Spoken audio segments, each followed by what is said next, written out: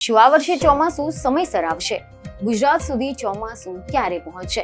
અને શું આ વર્ષે વરસાદ સામાન્ય રહેશે કે પછી કંઈક અલગ જોવા મળશે? તો ચાલો જાણીએ હાલ ચોમાસું ક્યાં પહોંચ્યું છે અને તે ગુજરાતમાં ક્યારે આવશે. નમસ્કાર દર્શક મિત્રો, @ગુજરાતમાં આપનું સ્વાગત છે. કાળઝાળ ગરમી અને આકાશમાંથી વરસતા અગનગોળા વચ્ચે જ્યારે પૃથ્વીનું કણ ત્રાહિમામ પોકારી રહ્યો હોય ત્યારે માનવીની નજર માત્ર ને માત્ર આકાશ તરફ મંડળાયેલી હોય છે. ક્યારે કાળા દિબાંગ વાદળો ઘેરાશે અને ક્યારે ધરતીને ઠંડક પહોંચાડતા વરસાદી ટીપા વરસશે. હાલ તો મે મહિનાના આકરા તડકામાં જ્યારે ધરતી તપવા લાગે, રસ્તાઓ પર ગરમીની લહેરો નાચવા લાગે અને બપોરે બહાર નીકળવું પણ મુશ્કેલ બની જાય, ત્યારે આખા દેશની નજર એક જ સમાચાર પર ટકેલી હોય છે કે ચોમાસું ક્યાં સુધી પહોંચ્યું. કારણ કે ભારતમાં ચોમાસું માત્ર એક ઋતુ નથી, તે કરોડો લોકોની આશા છે, ખેડૂતોનું ભવિષ્ય છે, શહેરોની રાહત છે અને કુદરતનો સૌથી સુંદર ઉત્સવ છે. દર વર્ષે લોકો આતુરતાથી રાહ જુએ છે કે ક્યારે અરબી સમુદ્રમાં વાદળો ઘેરાશે, ક્યારે પવનની દિશા બદલાશે અને ક્યારે આકાશમાંથી વરસતા પહેલા વરસાદની સુગંધ આખી ધરતીને મહેકાવી દેશે. અને હવે 2026માં ફરી એક વખત ચોમાસાએ પોતાની સફર શરૂ કરી નાખી છે. જી હા, વર્ષ 2026ના આ મે મહિનાના અંતિમ દિવસોમાં હવે સમગ્ર ભારત માટે એક રાહતના સમાચાર સામે આવી રહ્યા છે. દક્ષિણ પશ્ચિમ ચોમાસું અરબી સમુદ્રના વિસ્તારોમાં આગળ વધી ગયું છે, લક્ષદ્વીપ સુધી પહોંચી ગયું છે, બંગાળની ખાડીમાં પણ તેની ગતિ વધી રહી છે. અને હવે સૌથી મોટો સવાલ એ છે કે શું આ વખતે ચોમાસું સમયસર આવી જશે અને ગુજરાત સુધી તે ક્યારે પહોંચશે? અને શું આ વર્ષે વરસાદ સામાન્ય રહેશે કે પછી કંઈક અલગ જોવા મળશે? દર્શક મિત્રો, આજે આપણે સંપૂર્ણ વિગતે સમજવાના છીએ કે હાલ ચોમાસું ક્યાં સુધી પહોંચ્યું છે અને કેરળમાં એન્ટ્રી કેમ મહત્વની કહેવાય છે. ગુજરાતમાં વરસાદ ક્યારે શરૂ થશે? હવામાન વિભાગે શું આગાહી કરી છે? કયા જિલ્લાઓમાં પહેલા વરસાદની શક્યતા છે? અને આ વર્ષે ચોમાસું ખેડૂતો માટે કેટલું મહત્વનું બનવાનું છે? તો દર્શક મિત્રો, ચોમાસું સામાન્ય રીતે દર વર્ષે 1 જૂનની આસપાસ કેરળમાં પહોંચે છે અને ત્યારબાદ ધીમે ધીમે આખા ભારતમાં આગળ વધે છે. પહેલા કર્ણાટક, પછી મહારાષ્ટ્ર, ત્યારબાદ ગુજરાત, મધ્યપ્રદેશ, રાજસ્થાન અને અંતે ઉત્તર ભારત સુધી વરસાદ પહોંચે છે. પરંતુ દરેક વર્ષે ચોમાસાની ગતિ સમાન હોતી નથી. ક્યારેક તે ઝડપથી આગળ વધે છે તો ક્યારેક ઘણા દિવસો સુધી અટકી પણ જાય છે. અને હાલ 2026માં પણ કંઈક આવું જ જોવા મળી રહ્યું છે. મીડિયા રિપોર્ટ અનુસાર હવામાન વિભાગે એવું જણાવ્યું છે કે ચોમાસું છેલ્લા થોડાક દિવસો સુધી ધીમું પડ્યું હતું, પરંતુ હવે ફરી એકવાર તેની ગતિ વધી રહી છે. 27 મે 2026ના બુલેટિન મુજબ ચોમાસું દક્ષિણ પૂર્વ અરબી સમુદ્રના ભાગો, લક્ષદ્વીપ વિસ્તાર, દક્ષિણ પશ્ચિમ બંગાળની ખાડી, પૂર્વ મધ્ય બંગાળની ખાડી અને આંદામાન સમુદ્ર સુધી આગળ વધી ગયું છે. આનો અર્થ એ થાય છે કે ચોમાસું હવે કેરળથી બહુ દૂર નથી, પરંતુ હજુ સુધી કેરળમાં સત્તાવાર એન્ટ્રી જાહેર નથી કરવામાં આવી. હવે અહીંયા ઘણા લોકો પૂછશે કે ચોમાસું કેરળમાં પહોંચે એનું એટલું બધું મહત્વ કેમ આપવામાં આવે છે? તો ભારતમાં ચોમાસાની સત્તાવાર શરૂઆત કેરળથી જ માનવામાં આવે છે. એટલે કે જ્યાં સુધી IMD એટલે કે હવામાન વિભાગ કેરળમાં ચોમાસું શરૂ થયું હોવાની જાહેરાત ન કરે ત્યાં સુધી ભારત માટે ચોમાસું શરૂ થયું તેવું નથી કહેવામાં આવતું. આના માટે પણ કેટલાક ખાસ માપદંડો હોય છે, જેમ કે ચોક્કસ વિસ્તારમાં સતત વરસાદ, પવનની દિશામાં ફેરફાર, ભેજનું પ્રમાણ અને વાદળોની ગતિ. જ્યારે બધા જ પરિણામો પૂર્ણ થાય ત્યારે જ હવામાન વિભાગ ચોમાસાની શરૂઆત જાહેર કરે છે. આ વર્ષે શરૂઆતમાં એવું અનુમાન લગાવવામાં આવ્યું હતું કે 26 મે સુધીમાં ચોમાસું કેરળમાં પહોંચી જશે, પરંતુ હવે તેમાં થોડોક વિલંબ જોવા મળી રહ્યો છે. જો કે હવામાન વિભાગે પહેલેથી જ કહ્યું હતું કે પૂર્વાનુમાનમાં 4 દિવસ સુધીની ભૂલ શક્ય છે. એટલે કે હાલની સ્થિતિને મોડું ચોમાસું નહીં કહી શકાય, કારણ કે કેરળમાં તો ચોમાસાની સામાન્ય તારીખ જ 1 જૂન છે, એટલે કે હજુ પણ સમયસર માનવામાં આવી રહ્યું છે. હવે સૌથી મહત્વનો પ્રશ્ન કે ગુજરાતમાં ચોમાસું ક્યારે આવશે? તો ગુજરાત માટે સત્તાવાર ચોમાસાની તારીખ સામાન્ય રીતે 15 જૂનની આસપાસ ગણાય છે. દક્ષિણ ગુજરાતમાં પહેલો વરસાદ શરૂ થાય છે, ત્યારબાદ ધીમે ધીમે મધ્ય ગુજરાત, સૌરાષ્ટ્ર અને કચ્છ સુધી ચોમાસું આગળ વધે છે. પરંતુ આ વર્ષે રસપ્રદ વાત એ છે કે ચોમાસું સત્તાવાર રીતે પહોંચે એની પહેલા જ ગુજરાતમાં વરસાદી માહોલ સર્જાવાનો છે.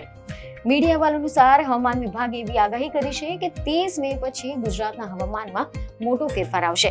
ગરમીમાં ઘટાડો થશે, વાદળછાયું વાતાવરણ બનશે અને ઘણા વિસ્તારોમાં પ્રી મોન્સૂન એક્ટિવિટી એટલે કે ચોમાસા પહેલાના વરસાદની શરૂઆત થશે. 30 મેના રોજ કચ્છ, બનાસકાંઠા, સાબરકાંઠા, અરવલ્લી, મહીસાગર અને ઉત્તર પ્રદેશના કેટલાક વિસ્તારોમાં ગાજવીજની સાથે વરસાદની શક્યતા વ્યક્ત કરવામાં આવી છે.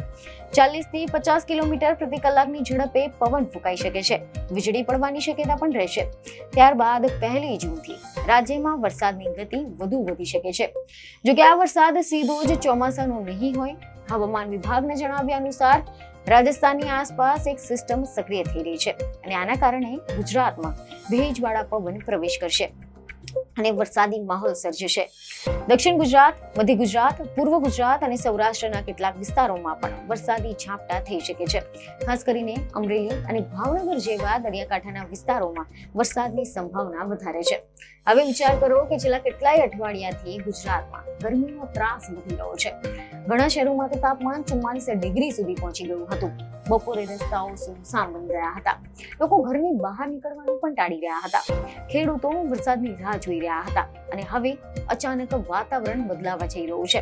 વાદળો દેખાવા લાગશે, પવનમાં ઠંડક આવશે અને વરસાદની પહેલી સુગંધ લોકોમાં નવી ઉર્જા ભરી દેશે. પરંતુ મિત્રો, ચોમાસું માત્ર રોમાંચક નથી, તેની સાથે અનેક પડકારો પણ જોડાયેલા છે. એક બાજુ ખેડૂતો માટે વરસાદ જીવનદાતા છે, ત્યાં જ બીજી બાજુ શહેરોમાં પાણી ભરાવાની સમસ્યા પણ ઊભી થાય છે. ગુજરાતમાં ખાસ કરીને અમદાવાદ, વડોદરા, સુરત, રાજકોટ જેવા શહેરોમાં ભારે વરસાદ દરમિયાન ટ્રાફિક અને પાણી ભરાવાની સમસ્યાઓ સામાન્ય બની જાય છે. છેલ્લા કેટલાક વર્ષોમાં આપણે જોયું છે કે થોડા કલાકોના જ વરસાદોમાં રસ્તાઓ તો નદીઓ બની જાય છે. તો બીજી તરફ ગ્રામ્ય વિસ્તારમાં વરસાદ ઓછો પડે તો ધરતીપુત્રોને નુકસાન થાય છે. એટલે જ દરેક વર્ષનું ચોમાસું ભારત માટે ખૂબ જ મહત્વનું હોય છે, કારણ કે ભારતની કૃષિ આજે પણ મોટા પ્રમાણમાં વરસાદ પર આધારિત છે. ખાસ કરીને ગુજરાતમાં કપાસ, મગફળી, સોયાબીન, મકઈ અને અન્ય પાકો માટે સમયસર વરસાદ ખૂબ જ જરૂરી છે. અને જો ચોમાસું સારું રહેશે તો પછી ખેડૂતોની આવક વધે છે, પાણીના જળાશયો ભરાય છે, વીજ ઉત્પાદન વધે છે અને અર્થતંત્રને પણ ફાયદો થાય છે. પરંતુ જો વરસાદ ઓછો પડે અથવા તો અનિયમિત રહે તો પછી તેની સીધી અસર ખેતી અને પાણીની સમસ્યા પર જોવા મળે છે. હવે આપણે વાત કરીએ દેશના બીજા વિસ્તારોની. તેવા સમાચાર સામે આવી રહ્યા છે કે હવામાન વિભાગે એમ પણ જણાવ્યું છે કે પૂર્વોત્તર ભારત અને દક્ષિણ ભારતના કેટલાક રાજ્યોમાં આગામી દિવસોમાં ભારે વરસાદ થઈ શકે છે. આસામ, મેઘાલય, ત્રિપુરા, મિઝોરમ જેવા રાજ્યોમાં ભારે વરસાદની ચેતવણી આપવામાં આવી છે. આ સિવાય મહારાષ્ટ્ર, મધ્યપ્રદેશ અને રાજસ્થાનમાં પણ પ્રી મોન્સૂન એક્ટિવિટી વધવાની શક્યતા છે. ઉત્તર ભારતમાં પણ હાલ ભારે ગરમી પડી રહી છે. દિલ્હી, હરિયાણા, પંજાબ, રાજસ્થાનના વિસ્તારોમાં લોકો લૂનો સામનો કરી રહ્યા છે. પરંતુ 29 મે પછી ઉત્તર ભારતમાં પણ વાતાવરણ બદલાશે. આંધી અને વરસાદની શક્યતા છે. કેટલાક વિસ્તારોમાં 80 થી 90 કિલોમીટર પ્રતિ કલાકની ઝડપે પણ પવન ફૂંકાઈ શકે છે અને આ ગતિ 100 કિલોમીટર સુધી પણ પહોંચી શકે છે. હવે સવાલ એ છે કે શું આ વર્ષે ચોમાસું સામાન્ય રહેશે? તેવા સમાચાર સામે આવી રહ્યા છે કે હવામાન વિભાગ અને હવામાન નિષ્ણાંતોના પ્રારંભિક અનુમાન મુજબ આ વર્ષે ભારતમાં સામાન્ય કરતા સારું ચોમાસું રહેવાની શક્યતા વ્યક્ત કરવામાં આવી છે. અલ નીનોની અસર ઓછી થતી દેખાઈ રહી છે અને ભારતીય મહાસાગરોમાં અનુકૂળ પરિસ્થિતિઓ બની રહી છે. અને જો આવું જ ચાલુ રહેશે તો પછી ખેડૂતો માટે આ સારા સમાચાર સાબિત થઈ શકે છે. જોકે હવામાન સંપૂર્ણપણે કુદરતી પ્રક્રિયા છે અને તેમાં ક્યારે શું ફેરફાર થાય તે ચોક્કસ કહેવું મુશ્કેલ છે. જેથી કરીને આગામી દિવસોમાં હવામાન વિભાગના અપડેટ ખૂબ જ મહત્વના રહેશે. દર્શક મિત્રો, હવે કલ્પના કરો કે થોડા જ દિવસો બાદ સાંજનો સમય હશે, આકાશમાં કાળા દિબાંગ વાદળો છવાઈ જશે, ગરમ પવનોની જગ્યાએ ઠંડો પવન ફૂંકાશે, અચાનક વીજળી ચમકશે અને પછી વરસશે વરસાદના પહેલા ટીપા. માટીની સુગંધ આખા વાતાવરણમાં ફેલાઈ જશે. બાળકો ફરી એકવાર રસ્તા પર દોડતા થશે, ખેડૂતોના ચહેરા પર ખુશી આવશે અને આખું ગુજરાત રાહતનો શ્વાસ લેશે.